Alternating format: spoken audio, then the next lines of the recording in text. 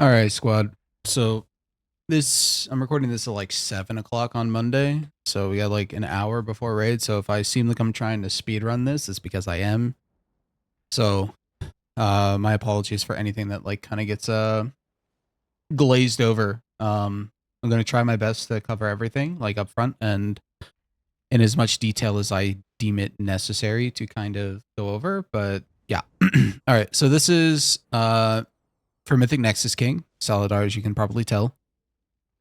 So the boss is going to start in the middle, and we're going to start by pulling the boss over here towards like square.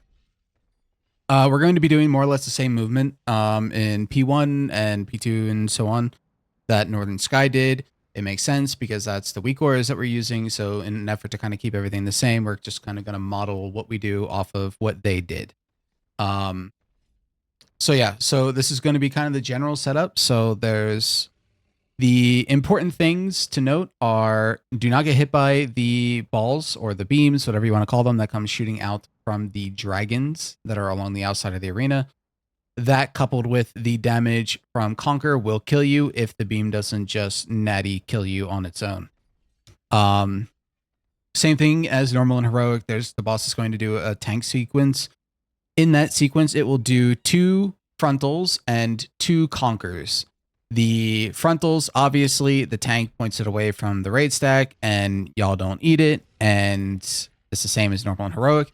The difference is that on Mythic, the way we will be doing the conquers is all of you will be in every conquer that is on Odin, and I will take the conquer that is on me by myself. I should only need a defensive, like an external on the first one. So I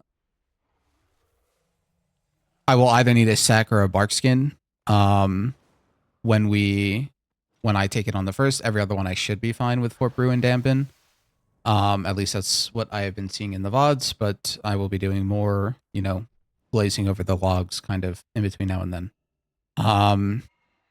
So yeah, and then after the frontal and conquer sequence on star/triangle, kind of in that area, the boss will then do the claws, the behead cast on people. If you're targeted, don't just like leave it in the raid. Just kind of like put it back where we came from, so around square and triangle.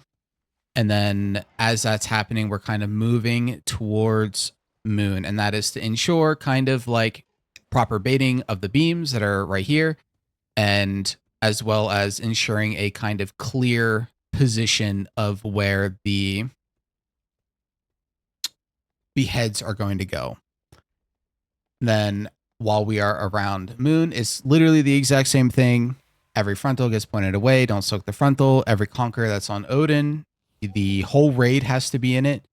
And every conquer that is on me, I take by myself. And then again, the beheads that go out, you just kind of leave it kind of where we are, more or less around moon. Don't terrorize your friends. Don't like AD spam. Just take it out of the raid, be safe, and then get back into the raid. And then we're moving towards kind of like around this area, around Star and Diamond. And then the exact same thing happens. Every frontal gets pointed away. Every conquer that's on Odin, the whole raid soaks it. Every conquer that's on me, I soak alone, and every behead gets kind of taken out of the raid. Now, this is probably the I will cover this a bit when I get to the VOD, but throughout the phase, the boss basically summons ghosts that target everyone, and you have that after a few seconds will kind of dash toward you, and you basically have to look at the ghost or else it kills you. That'll become apparent when we go over the VOD. Excuse me. So the next thing to cover is after that, we go into the first intermission. The boss will kind of fly towards the center, summon a bunch of giant purple death circles around the arena that we have to dodge, and basically as the boss becomes targetable, the tanks will pull it out from the center over towards those stack where the raid is on Diamond and Triangle. Melee, you probably want to be keeping uptime by following the boss as it moves over here. But the boss will cast a sequence which will make more sense when we watch the VOD. But basically, like in normal and heroic, it'll cast something on the tank, which then will then deal a beam on the tank, while the other death circles kind of just shoot beams as well that don't really move. This explodes after a couple of seconds based off of the unmitigated damage. I will always be taking this with like a larger defensive, essentially. After that beam, however, each of these things, each of the death circles, will then spawn 2 beams out of each one that kind of rotate around. These rotations are semi-deterministic. It is only random as to whether they point towards the center and rotate out, or point towards the outside of the room and rotate in. And then you will basically be listening to Lithy as to, where we start. So if they are pointed into the center, we will be standing right here on the Warlock Gate, and then as long as you're pixel stacked here, you will be safe. It will look scary, but you will be safe. And then after that, you will immediately take the Warlock Gate into the center, because then it will be pointed out and rotating in. Now, if it started by pointing out, the first set of beams will be pointing out. We will then walk or run inside to the center for the beams to spin around and happen. And then we will Warlock Gate out to Star and Diamond while they are pointing in and rotating out. Again, that'll make a bit more sense once we actually get to P3. Or sorry, once I actually get to the VOD. The next thing to cover here is on the platforms. The platforms basically have a Kai'Veza line mechanic from the Reapers. And what you want to do is, this is the same animation to determine whether you're targeted or not as well. It will basically have a line coming from the Reaper that's targeting you, and that line will be red. So if you're Reaper 4 and you want to basically have the Reaper that's targeting you charge through another Reaper, essentially. So you kind of want to do this crisscross motion through the middle while the rest of the raid is kind of on the outside. It's the exact same idea as the very last Kai'Veza lines in each phase before you went into the intermission. The next thing to cover is after the intermission, there will be the whole another sequence of the death circles again.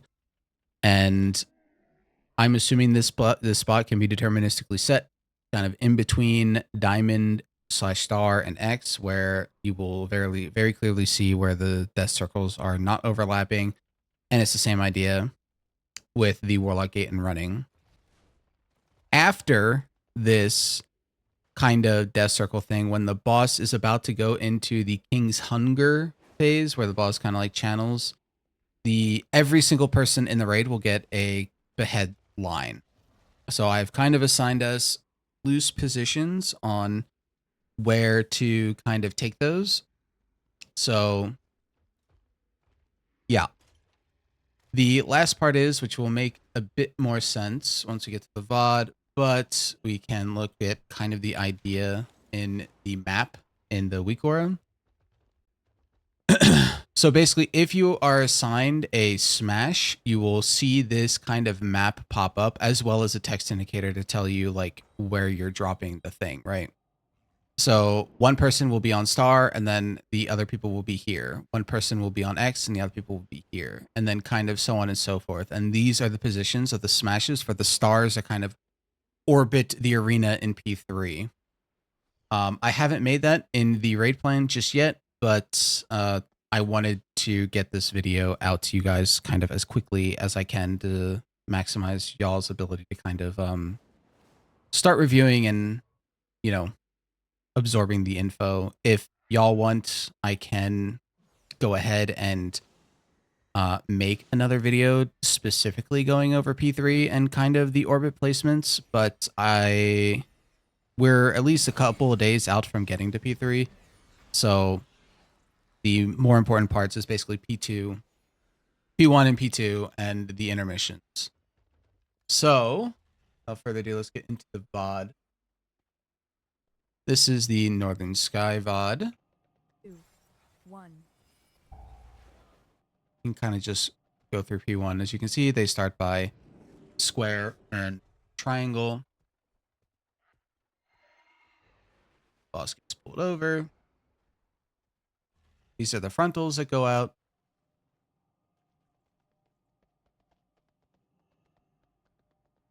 Then this is the first group. So this one is not on Relo, who is their monk. You see how the whole raid gets in it. And then the next one is on Relo, the monk. He takes it by himself. And you'll see they're baiting the blazes. They're kind of baiting it behind where the boss is. The blazes happen. And then they kind of move towards the moon. So these are the spirits that are about to come out. You'll see the first spirit. This is kind of what they look like. They're just giant ass white circles with kind of like obviously a spirit inside of them.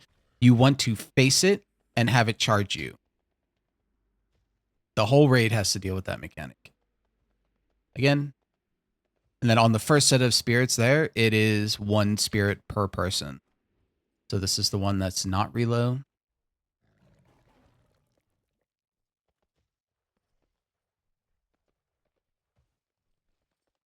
This is the one that is Relo. He just takes it by himself. You're baiting blazes back behind the raid. And then you're moving the boss towards that diamond and star area to kind of keep the room clean. So this next set of spirits will be 2. So you'll see this is the first one. You do have to pay attention to the order in which they spawn, because that is the order in which they will charge at you, right? So this one spawned first, which means he has to look at this one first, then he has to look at this one since that was the second one that spawned.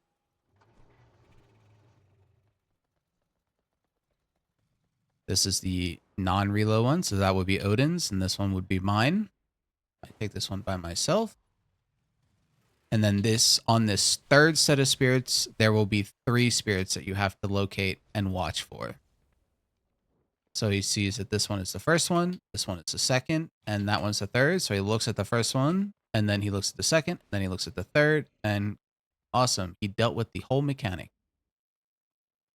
And then this is going into the first intermission. I think technically this is P2 though, in the logs actually. So you'll see these are what I refer to as the death circles in the raid plan. They're standing here by diamond and star. The boss gets pulled back to the raid. You see the melee kind of continuing to hit the boss and following the boss to maintain uptime. This is the beam that will be on Odin right here. Oh, sorry, the beam is on me, but he doesn't know the mechanic before that. That's on Odin. Okay, so let's kind of run this one back. Beam. So you see that this is the beam on Odin. Then after this, okay, so this is how you can tell where the beams will shoot after that first beam. And these are the rotating beams. So this is what you'll have to listen to Lithy for. So you see that these lines are all pointing towards the middle, and each one of these lines right here is one of the beams that rotate. So what Lithy will call here is she will call out, meaning you stay here on the outside of the arena on star, and you will see that they kind of shoot towards the center and then rotate. And then immediately after, they indicate that they're going to shoot in the opposite direction. So they're shooting out and rotating in. So what we want to do here in this situation is gateway into the middle and just kind of stack here in the center of this little circle. Again, it looks scarier than it is. As long as you're stacked in the exact center, you will be more than fine. Then after that sequence, you get the intermission sides. So intermission 1, the sides are functionally the same, right? They're just different names. So we will have a kick order for Zevos and Kyvor, I think is the other dude's name. We want to be making sure that we kill the Titans though. Okay, great. So this guy is targeted. You see that he has the red line coming from this Reaper that is targeting him, right? That's how you tell if you're targeted. So he wants to take this line directly across over this way. You'll see he does that. You want to make sure that you are, just like on Kaiveza, you want to make sure that you are standing behind the Reaper opposite you. So he's behind it. Sick. The mechanics dealt with correctly. and you're dodging the circles. Ideally, we're kind of stacked to kind of bait non-aid circles like that, but you know, at the end of the day, it is what it is. Just don't get hit by the circles, don't get hit by these beams that kind of rotate around, and yeah, this intermission should not be too difficult. We want to make sure that we do have the damage to kill them appropriately, so there will probably be some damage optimization in terms of who's going to which side, but I think they should be pretty good as I have them currently, but in case they're not, that's, you know, you're on notice. The Twilight Massacre, again, you execute it exactly the same way as before, and as long as we kill it before this white bar hits 0, then we are kind of being chilling. Killed it in time, then you go to the opposite side, and we are in P2. So you want to, so at this point, you want to be kind of stacked at the spot right here. We will try to ping it where you need to be.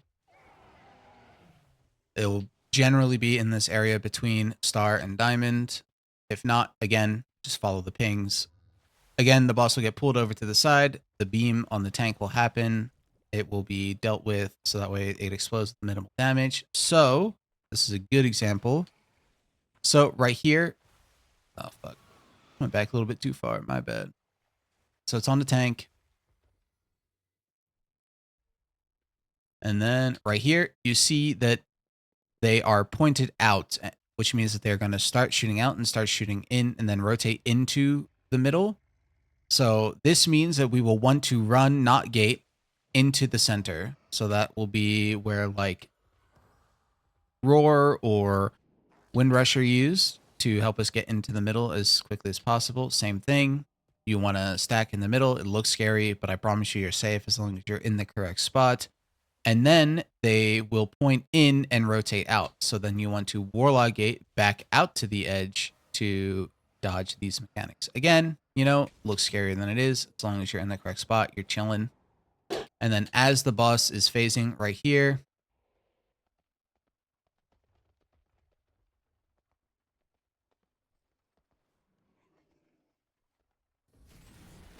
I believe it's after this. So here, during this phase, we're just hitting the boss during the damage amp. This is when we are lusting and dodging the flaws that are coming from the outside of the arena into the arena. And then after this phase is over, everyone, as you can see, gets one of these beheadlines. This is where your positions that I posted in the Nexus King channel come into handy. Just be generally in your direction. The whole point is you don't want to get hit by multiple people's lines. Now comes the fun part. So ranged are going to be putting their smashes at star, and melee you'll be putting your shit at X. So you'll see that people kind of, you'll see the map pop up.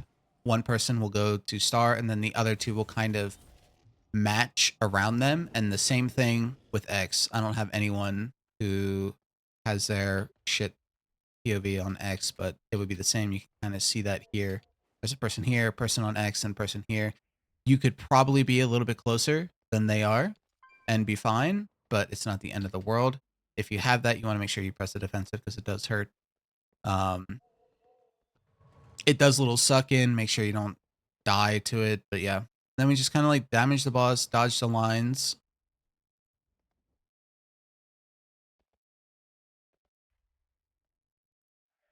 And then the boss is going to do Star Killer, which is here. If you are targeted, again, same thing. If you are targeted with like this one, the line coming from this one to you will be red. And you want to basically make sure that you are hitting you have to hit a star with your line or else we wipe. That's the way it works. It will tell you hit the star if they all kind of change and rotate. The first ones that get hit will be the close ones, and then the next ones will be the far ones. You also, the whole raid wants to make sure that they are moving in a position to not get hit by any of these star killers, because you will also take damage and be real hurted. Next set of Star Killers coming out now.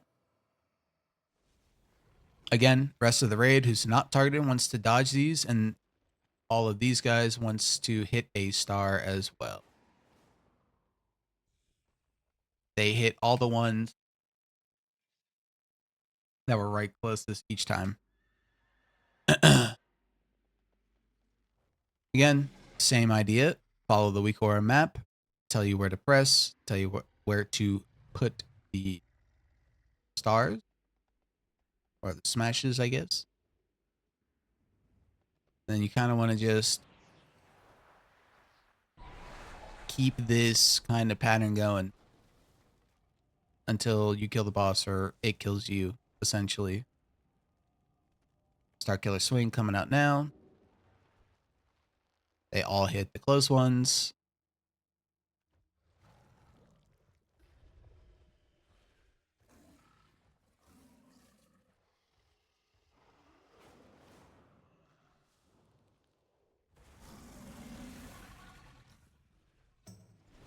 And the next Star Killer Swing, all hit the close ones right here. Next set of drops is on Skull, which is over here. See, they all kind of go in position. Make sure you communicate because you do only have a certain amount of time. You don't want to place it incorrectly. So making sure that like if you're really, really close and you get there early and someone is really far, like the Savoker was, the person that was really close, don't just be a fucking dickhead and stand on Skull. Make sure you shift over. If you don't, I will yell at you.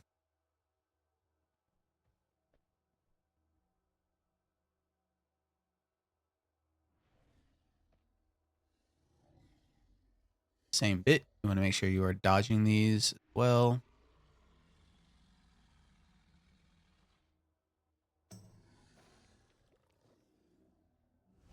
Star Killer Swing coming out now.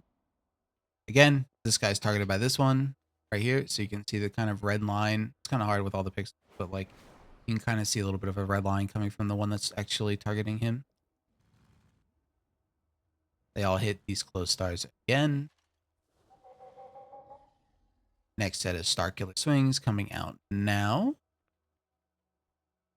Same shit. They all hit the close 3 right here that we placed on X way at the very beginning, the first set of drops.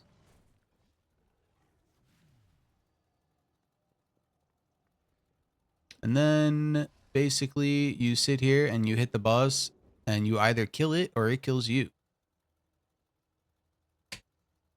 Awesome. That's the fight. GG's.